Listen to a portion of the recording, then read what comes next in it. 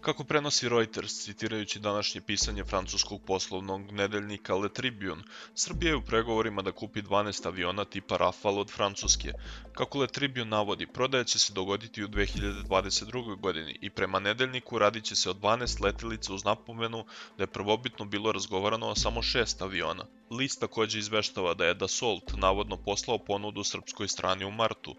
Kako je portal koji se bavi vestima iz domena vojnog naoružanja Tango 6 prvi potvrdio još u novembru prošle godine, Srbija je u aktivnim pregovorima za nabavku novoproizvedenih višenamenskih borbenih aviona Rafale.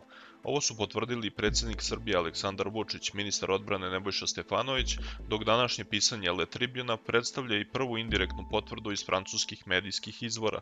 Srpski mediji su početkom marta pisali o navodnom razgovoru francuskog i srpskog predsjednika u kome je jedna od tema bila upravo i prodaja Rafala.